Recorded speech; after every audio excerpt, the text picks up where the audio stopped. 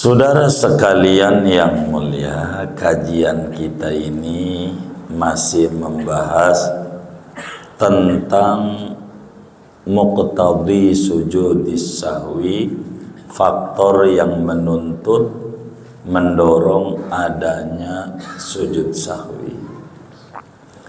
Pertemuan yang lalu dijelaskan ada 5 faktor yang mendorong adanya sujud sahwi.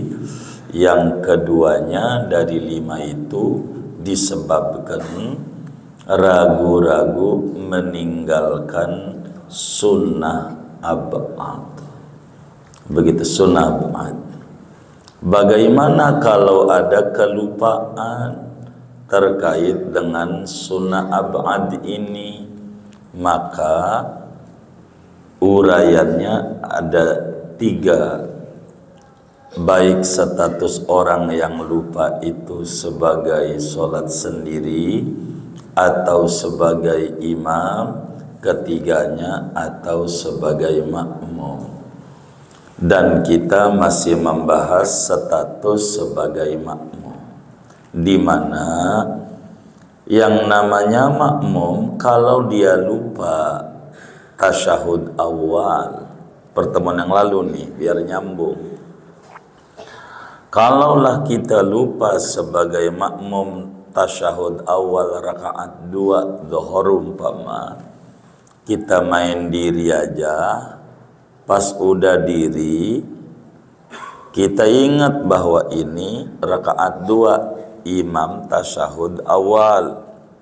Bagaimana nih status makmum nih yang diri nih? Apakah balik lagi ataukah bertahan diri? Andai balik lagi batal atau tidak? Pertemuan yang lalu dijawab tidak batal, sebab mengikut imam lebih diprioritaskan daripada mempertahankan berdiri. Begitu. Nah, hukum balik laginya kalau kita lupa wajib, kalau kita sengaja sunnat. Begitu. Lalu bagaimana dengan yang dikerjakan? Yang dikerjakan oleh makmum, andai kita baca Fatihah maka tidak dihitung Fatihahnya tuh, karena dia dirinya lupa. Jadi ketika duduk tasyahud awal ngikut imam, pas diri lagi kudu juga baca Fatihah. Fathul Mu'in punya guru besar. Jadi istilah itu bakal berbeda-beda tergantung siapa yang berkata, dan ini kita kudu faham, khususnya thalabatus syafi'iyah, santri-santri yang belajar hukum Islam madhab syafi'i. Jadi memiliki metode tersendiri, ada istilah-istilah. Kita harus paham tentang istilah-istilah itu agar supaya kita tidak salah. Kalaulah ulama itu mengatakan qala syaikhani, berkata oleh 2 guru besar Islam, ini di mana kalimat ini adanya? Kalau di dalam fikih Syafi'i itu maknanya Imam Nawawi dan Imam Rafi'i. Maksud 2 syekh atau 2 guru besar Islam. Karena fikih Syafi'i. Kalau yang ngomong ulama teologi, ulama tauhid, berarti maksudnya Imam Abul Hasan Al-Ash'ari dan Imam Abu Mansur Al-Maturidi. Maksud 2 syekh, 2 guru besar Islam, karena kitabnya tauhid ulama besar Ahlus Sunnah wal Jamaah, dua tokoh besar. Kalau yang diomong adalah pada kitab hadis qala Syaikhoni berarti Bukhari dan Muslim. Itu dua guru besar dalam ilmu hadis, tergantung siapa yang membuat istilah. Kalau di dalam kitab tentang membahas sahabat Nabi, kalau ada yang ngomong qala Syaikhoni, maknanya Sayyidina Abu Bakar dan Sayyidina Umar. Jadi kata yang sama, pengertiannya akan berbeda tergantung siapa yang membuat istilah. Begitu. Contoh di kita ada namanya gedang. Gedang ini siapa yang ngomong harus paham. Saya minta gedang. Yang ngomong siapa? Iskandar. Oh, maksudnya gedang adalah papaya. Karena yang ngomong Iskandar, orang Sunda berarti. Bila yang minta gedang ini Iskondor, orang mana nih? Jawa, yang ada O-nya nih. Berarti minta gedang itu sama dengan pisang. Itu namanya kalimatnya gedang. Pengertiannya beda, siapa yang punya istilah. Begitu. Begitu juga kitab kita qala Syekhuna. Fathul Main punya guru besar, artinya yang luar biasa mempengaruhi pemikiran beliau, yang merasa paling banyak memberikan ilmu yang luar biasa, bukan mengecilkan guru yang lain sebagai ucapan terima kasih. Itu begitu. Fathul Muin itu dua guru besarnya. Tapi kalau ada tambahan qala Syekhuna Ibnu Ziyad al-Yamani, itu pasti disebut guru besar kami Ibnu Ziyad, dibedakan sama beliau. Tapi kalau qala Syekhuna berkata guru kami, sementara gurunya banyak, beliau punya maksud Imam Ibnu Hajar Al-Haytami.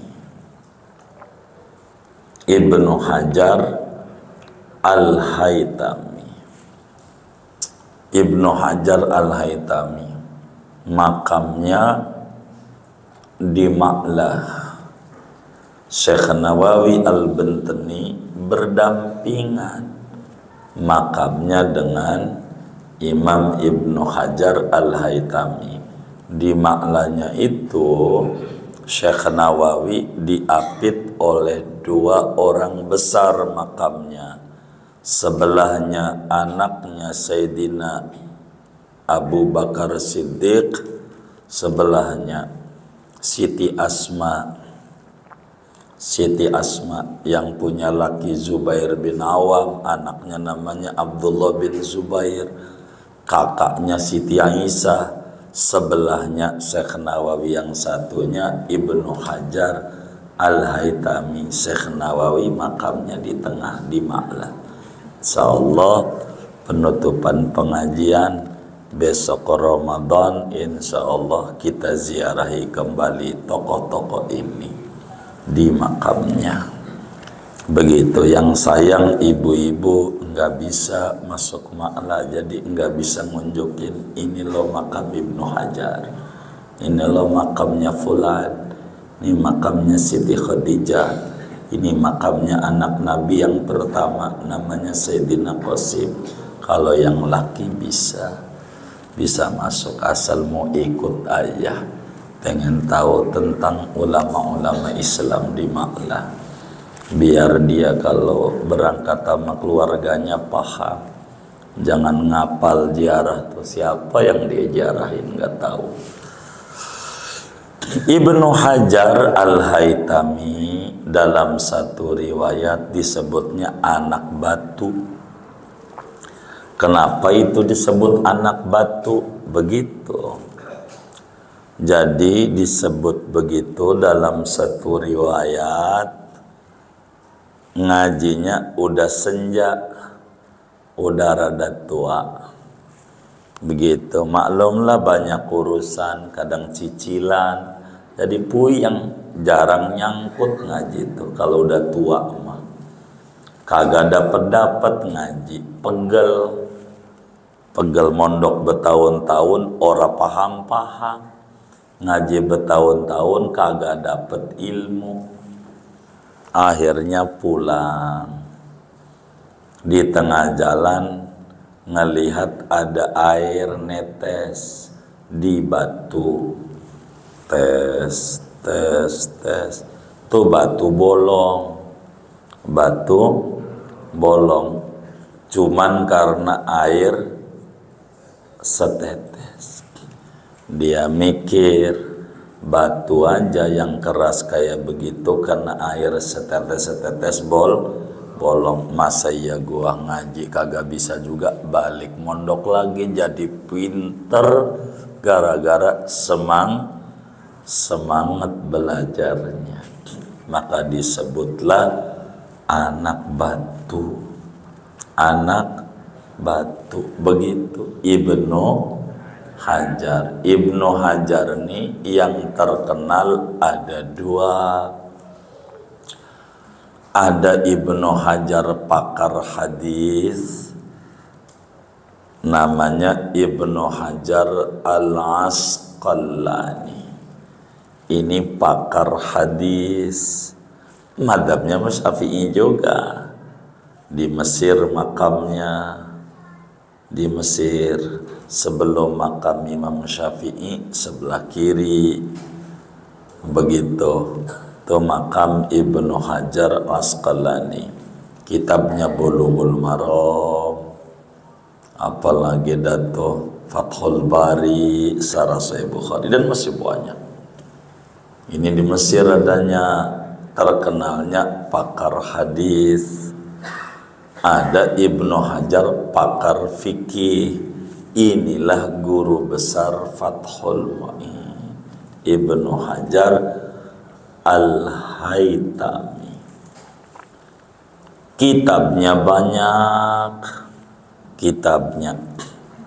Ibnu Hajar ini pinternya kayak apa? Ibnu Hajar ini yang menuliskan ulama hebat ini bahwa Sadah Ba'alawi itu anak cucunya Rasulullah. Ibnu Hajar kiai gede banget. Begitu. Nah, mendingan ikut kiai yang kayak begitu tuh, biar kita selamat, biar kita nggak rusak. Begitu. Ini kiai-kiai gede nih. Kitab yang sangat terkenal Ibnu Hajar tuh namanya Tuhfatul Muhtaj. Itu Tuhfatul Muhtaj. 10 jilid kitabnya.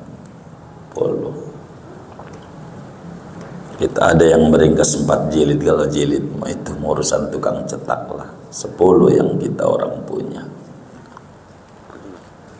Ini satu kitab doang, masih banyak karyanya Ibnu Hajar. Namanya Tuhfatul Muhtaj, syarah kitab Minhajut Thalibin. Kitab Minhaj inilah rujukan daripada fikih madhab Syafi'i. Imam Nawawi karyanya. Minhaj ini ringkesan dari kitab namanya Al-Muharrar. Al-Muharrar itu Imam Rafi'i. Al-Muharrar ini ringkesan dari kitab Al-Wajiz karya Imam Ghazali. Al-Wajiz ini ringkesan dari kitab namanya Al-Wasit, 5 jilidan. Itu Imam Ghazali juga. Al-Wasit ini ringkesan dari Al-Basit. Al-Basit itu 15 jilidan fikih Syafi'i. Al-Basit ini ringkesan dari kitab namanya Nihayatul Matlab, 25 jilid. Nihayatul Madlab ini ringkasan dari seluruh kitab Imam Syafi'i. Ada ada Al-Imla, ada Al-Buaiti, ada Al-Muzanni namanya. Itu begitu. Inilah kitab rujukan fikih-fikih Syafi'i yang otentik namanya. Singkatnya saudara, kata Fathul Mu'in, guru besar kami Ibnu Hajar menuliskan di dalam kitab beliau Tuhfatul Muhtaj berkenaan materi bila mana ada makmum main diri aja, lupa tasyahud awal, lalu baca Fatihah, pas baca Fatihah kelar ini tasyahud awal, dia duduk lagi, diri lagi, perlu tasyahud awal enggak? Kata Fathul Mu'in, perlu. Begitu. Perlu baca Fatihah lagi enggak? Kata Fathul Mu'in, perlu. Sebab Fatihah yang tadi dibaca tidak direken, tidak dihitung karena dia baca Fatihah lupa. Mestinya tasahud awal. Yang dalam keadaan lupa ini kagak dihit apa aja yang dikerjakan. Kata Ibnu Hajar, nah ini materi kita biar nyambung. Kalau nggak dikesituin, saudaranya puyeng memahaminya. Nantinya tadinya Fathul Mu'in, jadinya Fathul Mubeng, puyeng memahaminya. Ini bagaimana biar saudara mudah memahami Fathul Mu'in.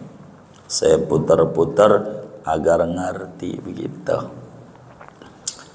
Kata Fathul Mu'in, guru kami Ibnu Hajar di dalam kitabnya Tuhfatul Muhtaj menyatakan wa bidzalika yu'lamu anna man sajada sahwan au jahlan wa imamu fil qunuti la yu'taddu lahu bima fa'ala.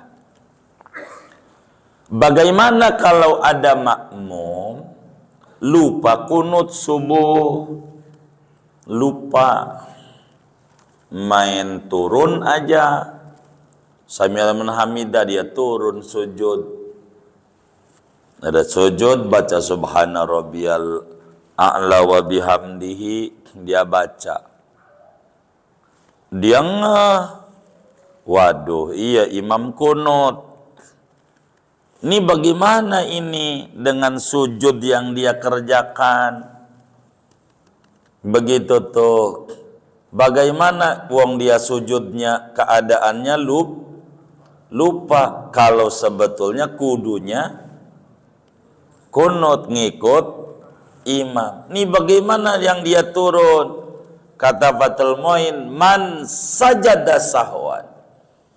Siapa saja makmum, ingat setelah jadi makmum nih kita, lagi perannya makmum, biar kitanya paham. Makmum yang main sujud aja disebabkan lupa sementara posisi imam sedang berdiri membaca doa kunut. Bagaimana tuh makmum? Udah sujudlah dia, ataukah udah duduk antar sujud baca rabbighfirli warhamni seterusnya. Bagaimana tuh imam lagi diri kunut? Nih contoh kunut nih. Kalau yang di atas pertemuan yang lalu contoh tasahud awal, ini contoh kunut. Maka makmum yang main sujud aja tuh sementara imamnya sedang kunut, la yu'taddu lahu bima fa'ala. Agama tidak mereken, tidak menilai, tidak menghitung apapun yang telah dikerjakan dalam keadaan lupa. Sehingga apa tugas makmum yang sujud tuh? Fayalzamuhul audu, wajib dia diri lagi. Diri, gue sujud kan subuh ya, begitu. Mungkin jarang kunut juga kalau sendiri begitu, atau nggak hafal kali ya. Tuh diri, wajib diri, i'tidal. Wajib dia diri lagi untuk i'tidal. Begitu. Wajib diri i'tidal. Wajib. Itu kalau dia lupa. Bagaimana kalau dia bodoh? Bodoh itu tidak tahu peraturan. Sama wajib juga berdiri. Kata dia makmum, kata makmum nih, pas dia sujud, gue udah kadongan malu dah, udah sujud, gue mufaroko aja,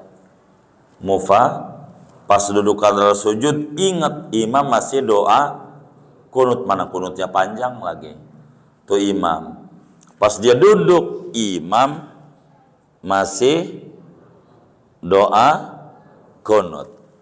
Bagaimana nih kita nih yang jadi makmum? Kalau begini gua udah kadongan dah, gua mufaroko aja. Apa tuh mufaroko? Apa mufaroko? Berhenti jadi makmum. Gua sholat sendiri aja, mufaroko aja. Udah kadongan, duduk antara dua sujud umpama. Contohnya, udahlah gue mau faroko aja. Bagaimana nih dengan udah mau faroko? Kudu diri apa enggak? Kata Imam Ibnu Hajar, wa in farokol imama. Sekalipun tuh makmum niat mufaroko, tetap aja wajib diri. Kenapa wajib diri? Yang dia kerjakan dalam keadaan lupa kagak hitung, maka karena kagak dihitung kudu andai dia mufaraqah tetap wajib diri lagi. Habis diri dia kunut, habis kunut dia sujud, habis sujud dia duduk antara dua sujud dan seterusnya. Walaupun mufaraqah. Kenapa? Karena kagak direken apapun yang dikerjakan oleh makmum. Kan gua mufaraqah, masanya niat mufaraqahnya baru. Sementara dari diri menuju sujud itu, sujud yang dikerjakan masih ngikut sama imam. Ini dalam keadaan lupa, kerjain diri dulu. Kalaupun mufaraqah, habis diri baru turun dia. Begitu. Ini aturannya.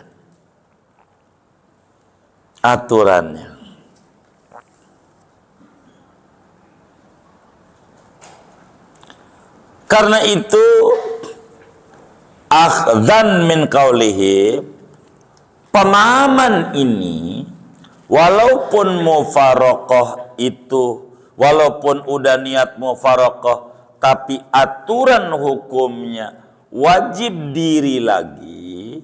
Dari mana?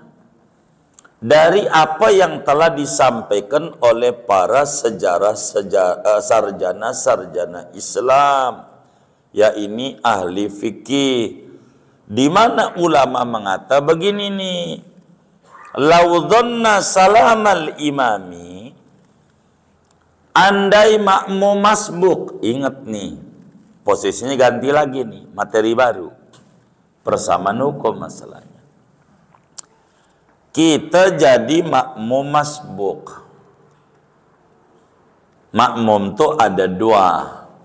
Ada makmum muafiq, ikut dari ada makmum masbuk, berarti ketinggalan rokaat. Anggap deh ketinggalan dua. Contoh mau berapa aja? Ini mau contoh dua. Sholat duhur dua. Artinya imam tasawuf awal baru ikut. Sehingga pas imam salam, kita kudu berdiri lagi, nerusin rokaat. Berapa lagi? Dua lagi. Ingetin. Kita jadi makmum masbuk.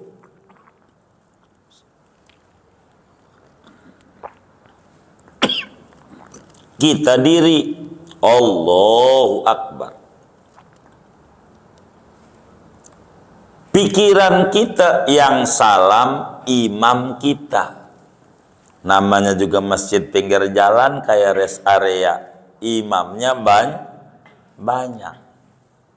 Nah, banyak. Ada yang sholat sebelah mari, ada yang sebelah mari. Kita makmum masbuk. Pikir kita imam udah salam. Karena imam udah salam, kita diri. Baca Fatihah. Diri tuh. Bagaimana nih si makmum yang udah diri nih, pas dilihat imamnya belum salam. Imamnya belum salam. Belum salam. Kata dia, wih, belum salam. Gue udah kadongan diri dah. Gue mufaroko aja. Nih, kalimat mufaroko nih, persamenukum. Saya mufaroko aja dah. Artinya mufaroko kagak ngikut imam. Ya udah diri aja. Nih bagaimana dengan dia niat mufaroko? Wajib balik lagi enggak? Wajib balik lagi. Kenapa? Karena diri yang dia kerjakan dalam keadaan salah persepsi. Pikir dia imam padahal belum. Karena itu kata Fathul Muin, lauzonna, andai makmum masbuk punya pikiran salamal imami, imamnya udah salam. Imam kita yang statusnya makmum masbuk, kita punya pikiran imam kita udah, karena imamnya udah salam, faqoma, kita berdiri. Setelah diri baca Fatihah, ngeh. Apa itu ngeh tuh ya? Sadar. Di Betawi itu ada kalimat ngeh. Begitu, sadar. Sadar, wih, imam duduk. Bagaimana nih? Summa alima fi qiyamihi annahu lam yusalli. Dia yakin ngeh imamnya belonan salam. Yang salam imam sebelah. Imam kita belon. Begitu. Bagaimana nih aturan hukumnya? Lazimahul qu'udu, wajib balik lagi duduk. Karena duduk menuju diri ini salah praduga, bukan yakin. Karena itu wajib duduk lagi. Setelah duduk, diri. Walaupun sudah niat mufaraqah. Dengan kita, gua berhenti aja jadi makmum. Pas baca Fatihah itu, tetap walaupun kita punya pikiran berhenti jadi makmum, tetap kita kudu duduk kembali. Setelah duduk, baru kemudian berdiri. Duduk ini kagak gugur sama kita sebagai masbuk, walau kita sudah niat mufaraqah. Kenapa alasannya? Karena berdirinya kita itu tidak dianggap oleh agama. Karena berdirinya kita dianggap tidak ada berdiri. Karena berdirinya kita dalam keadaan salah sama yang makmum tadi sujud. Tuh materinya. Yang tadi sujud kunut. Ketika dia sujud, duduk antara sujud Rabbighfirli warhamni wajburni, lalu kemudian ngelihat imam masih kunut, gua mufaraqah aja. Tetap sujudnya, duduknya kagak dianggap wajib. Berdiri lagi untuk i'tidal, doa kunut, sujud baru begitu aturannya. Ini paham apa enggak ini? Jangan sampai ngangguk-ngangguk, enggak ngerti. Saya pengen ngerti ngaji ini. Moga Allah berikan antum semua futuh, biar Fathul Muin ini paham betul. Begitu. Wala yasqutu, inilah pemahamannya, kagak gugur no. Walaupun biniyatil mufaraqah, emang kagak boleh wa in jasad, meskipun niat mufaraqah enggak masalah, tapi wajib balik lagi untuk duduk. Kenapa? Li'anna qiyamahu waqa'an lagwan. Karena berdirinya makmum masbuk ini agama anggap sia-sia, kagak dihitung. Sia-sia. Wa min sama, atas dasar alasan dianggap sia-sia itulah lau atamma jahilan, andai dia terusin aja tidak tahu peraturan, terus saja dia disempurnakan. Begitu tuh oleh si makmum masbuk tuh, kagak balik lagi untuk duduk. Begitu tuh. Bagaimana? Maka seluruh yang dikerjakan sia-sia, apanya aja, terus saja dia dengan dia apa itu namanya diri, Fatihah enggak dihitung, ini enggak dihitung, semuanya enggak dihitung, enggak ada hitungannya. Begitu tuh. Kalau dia main terus saja, sehingga nanti sebelum salam kudu sujud sahwi, sebab dia terkena faktor yang mendorong ada sujud sahwi berikutnya ke depan, yaitu mengerjakan perkara yang kalau sengaja batal, kalau lupa tidak batal. Begitu.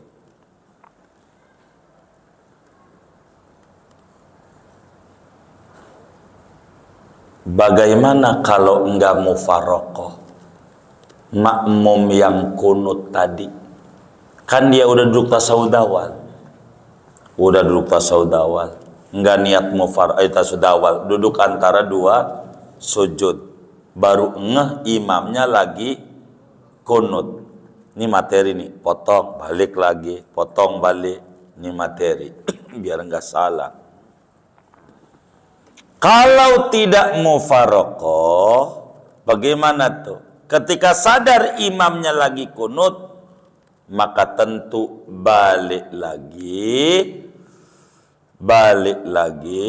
walaupun kagak mufaraqah, wajib balik lagi. Pas dia ingat, balik untuk apa? Diri i'tidal. Itu makna fawadihun annahu ya'udu ilaihi. Maka itu jelas wajib dia balik lagi menuju i'tidal, kudu diri i'tidal, wajib balik lagi. Begitu. Itu jelas. Begitu. Yang kayak begitu, lagi niat mufaraqah aja kudu, enggak niat mufaraqah apa lagi, kudu balik lagi. Bagaimana kalau kemudian taunya lagi sujud? Begitu. Pas dia lagi sujud pertama, itu makna huwa fi sajdatil ula, lagi sujud. Ini bagaimana? Imamnya kunut, udah sujud, subhanallah bihamdi, subhanallah bihamdi. Imam kunut ternyata. Itu juga wajib balik lagi untuk i'tidal. Habis itu sujud lagi bersama sujud tadi tidak dihitung. Begitu, tidak dihitung. Bagaimana kalau sesudah sujud yang pertama? Itulah bukan tanda sujud. Imamnya kunut, kitanya udah duduk sujud atau tasyahud. Begitu, ngehnya. Ini biasanya yang jauh. Atau dekat, lampunya mati. Begitu. Mic-nya mati, lampunya mati, nggak kedengeran. Karena nggak ada kedengeran, suara yang kedengeran aja. Begitu. Begitu. Kalau kemudian dia sudah lewati sujud pertama, maka aturannya begitu. Aturannya setelah dia diri, ikut imam. Diri. Tuh, imamnya udah lewat. Udah ikut imam aja. Imamnya ngapain? Kalau udah kelewatan, jauh, lupa nih. Udah ikut imam aja, tapi rokaat kagak dihitung.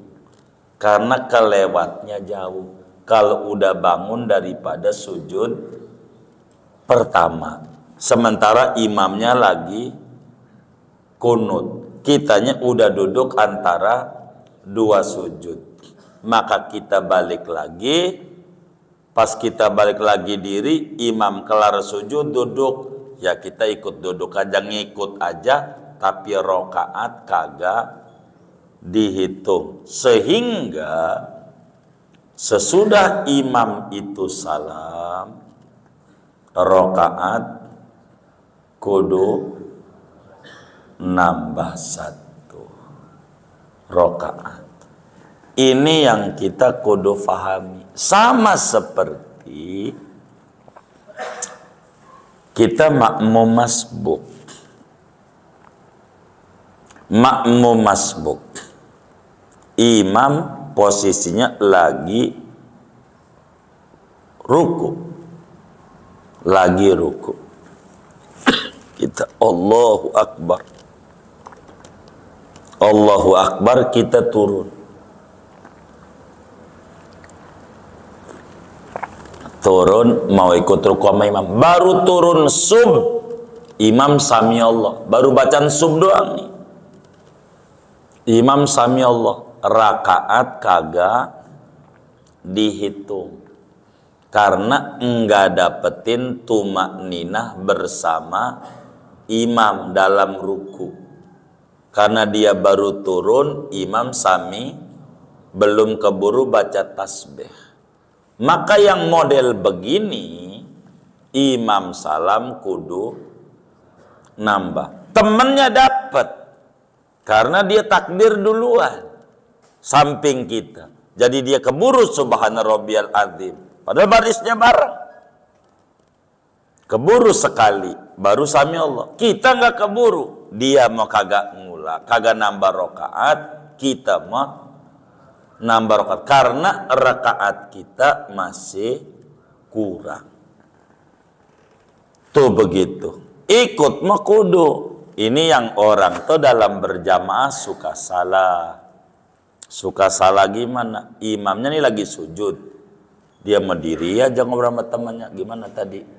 Di kampung lu menang mana? Menyala, menyala. Begitu. Ada aja. Yang kayak gitu di masjid masih diomongin juga. Yang kayak begitu. Jadi dia nunggu aja, dia lagi sujud, nunggu diri baru takbir. Jangan. Imam lagi sujud, ya sujud aja. Kan rakaat nggak dapat ya nggak apa-apa, tapi ganjaran besar. Pokoknya kalau kita ngikut imam lagi ngapain ke imam tuh? Kita ikut lagi duduk kalau sujud, ya udah duduk aja habis diri tuh. Karena duduk aja. Tapi ingat rakaat nggak dapat. Kata dia daripada rakaat nggak dapat, nanti aja nunggu dapat. Itulah kesalahan dia. Nggak dapat ganjaran banyak begitu. Pokoknya imam lagi ngapain kan? Ikut aja. Inilah makmum biar dia ngerti. Banyak yang kayak begitu. Lagi sujud atau sami Allah udah diri aja, dia ngobrol aja ntar dulu. Pas sudah diri baru usolli. Banyak yang kayak begitu. Mana orangnya ngaji juga lagi. Saya curiga mau nyengir-nyengir nih. Ya begitu. Begitu. Enggak, itu nuduh, jangan dengerin. Begitu. Tuh begitu. Kita biar benar dalam ibadah ini. Intaha. Seginilah kutipan daripada syarah minhajnya Ibnu Hajar Al-Haythami. Ini aja ngajinya ya.